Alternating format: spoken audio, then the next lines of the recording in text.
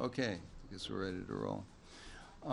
Thank you all for coming. I never know how many are going to attend, and I've gotten to the point if it's more than 3, I consider it a success. You know, that came out of a book tour I did in 2006. That is a favorite of mine. I was booked into a bookstore in Philadelphia, downtown Philly, and 3 people showed up, and one of them fell asleep during the talk. And I was worried he would start snoring or fall out of his chair, you know. So happily, that was not recorded by C-SPAN. So, you know. And I guess the worst part of that was when I saw the flyer from the store. This did happen. Okay, saw the flyer from the store at the bottom, Dark Ages America, blah blah, and then at the bottom it said Morris Berman is Dean of Optometry at UC Fullerton. You know. So. I did offer that anybody who bought the book, I would give them a free eye exam, but not too many people took me up on it. Anyway, I want to thank Barnes Noble for hosting this so that we can get together and talk about issues that I think are very important. There seems to be some confusion in the United States. A lot of people don't realize that America failed. They think it's still going on, you know. Just as I entered here, some guy said to me, I didn't know America failed. And I said, stick around, you know, stick around. I also wanted to just locate this particular talk in terms of the stuff I've been writing. This is, Why America Failed is the 3rd in a trilogy on the American Empire. The first one was The Twilight of American Culture, which was published in the year 2000. The second was called Dark Ages America, that was published in 2006, and this came out from Wiley about a month ago, Why America Failed. There was, however, a collection of essays that I published about a year ago, that came between book 2 and book 3. About half the essays are about the United States, and I kind of want to encourage you to have a look at that book. It's called A Question of Values. And the reason it's important is that there's material in there that's not in any of the other books, but that deals with the kind of unconscious programming that Americans have that leads them to do the things that they do, whether they're the person in the street or the president. And that sort of completes the picture. So I just want to, you know, encourage you to have a look at that book. The title of this talk tonight is The Way We Live Today. Despite great pressure to conform in the United States, to celebrate the United States as the best system in the world, the nation does not lack for critics. The last 2 decades have seen numerous works criticizing U.S. foreign policy, U.S. domestic policy, in particular economic policy, the American educational system, the court system, the military, the media, corporate influence over American life, and so on. Most of this is very astute, and I have learned much from reading these studies. But 2 things in particular are lacking, in my opinion, and have a very hard time making it into the public eye, partly because Americans are not trained to think in a holistic or synthetic fashion, and partly because the sort of analysis I have in mind is too close to the bone. It's very difficult for Americans to hear it. Hence, somebody would say, I didn't know it failed, you know. The first thing that these works lack is an integration of the various factors that have done the country in.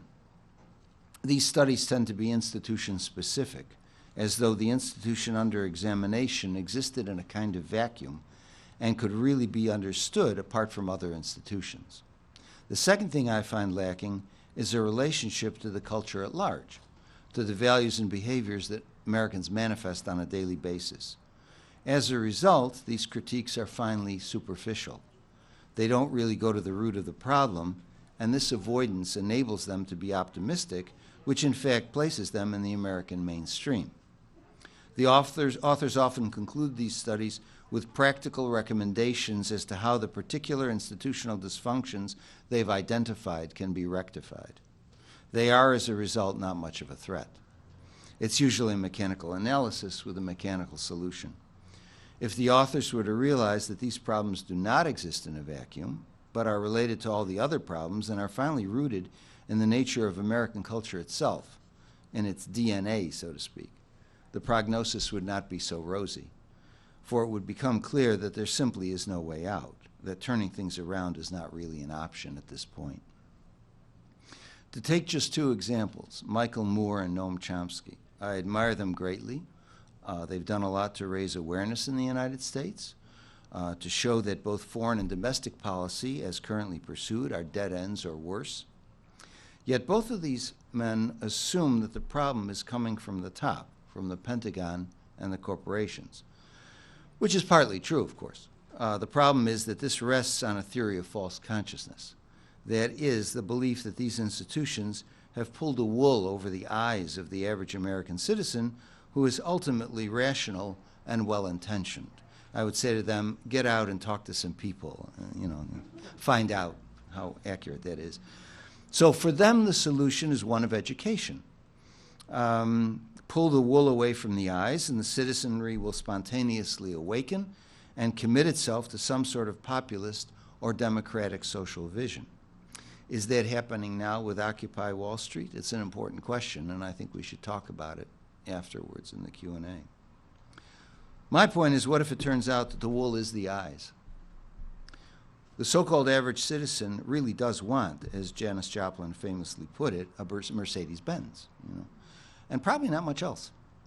That he or she is grateful to the corporations for supplying us with oceans of consumer goods, and to the Pentagon for protecting us from those awful Arabs lurking in the Middle East. Then the possibility, if that's so, then the possibilities for fundamental change appear to be quite small. For what would be called for is a set of very different institutions and a very different type of culture. Personally, I doubt there's much chance of that. America is, after all, what it is. Surveying the critical scene, then, I find very few writers who see things synthetically, that is, as an integrated whole, and who further relate this to the nature of American culture itself. But there are a few, and the titles of their books give them away. The Puritan Origins of the American Self by Sack Van Berkovich. War is a Force That Gives Us Meaning by Chris Hedges. The Myth of American Diplomacy by Walter Hickson, just to name a few. Also, there are a few eminent historians that come to mind. I might mention C. Van Woodward, William Appleman Williams, David Potter, Jackson Lears. There are others. All of these thinkers are radical in the sense of going down to the root of things. Berkovich, a Canadian who taught American studies for several decades at Harvard, argues that from as early as 1630, the colonists were imbued with the idea that they were establishing a new nation under the specific direction of Providence and reenacting the drama of the Exodus in the Old Testament. So in crossing the Atlantic, which is equivalent to the River Jordan, they were entering the New World, which is Canaan flowing with milk and honey, rejecting the decadence of England and Europe in general, which is equivalent to ancient Egypt, and establishing a new order, the New Jerusalem. And that all of this was in accordance with God's will. The historian Walter Hickson claims that American identity originally coalesced around the idea of the other, whoever it was, as being savage, and thus that our identity has always been based on war. We never really negotiated anything with anyone, as other nations found out, usually too late. Chris Hedges amplifies this notion by arguing that war gives Americans a reason for being, a meaning to their lives. All of this, to me, is much more sophisticated than some purported theory of false consciousness, some belief that Americans are fundamentally well-intentioned and rational. Instead, it essentially argues that we are, and have been since our earliest days, hopelessly neurotic, or even worse, that the belief that we can pursue a truly different path at this stage of the game is quite diluted, requiring, as it would, the yanking out of the American psyche by its very roots.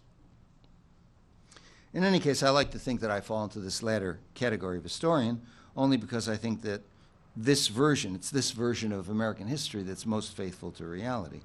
There are a number of themes we could discuss at this point, ones I've examined in my trilogy on the American Empire, the third volume of which, Why America Failed, just appeared. But since I presume you don't want me to be speaking for 12 or 14 hours, let me restrict myself to a single idea. And it's one I introduced in the collection of essays I mentioned before, A Question of Values, that was published last year. and an essay titled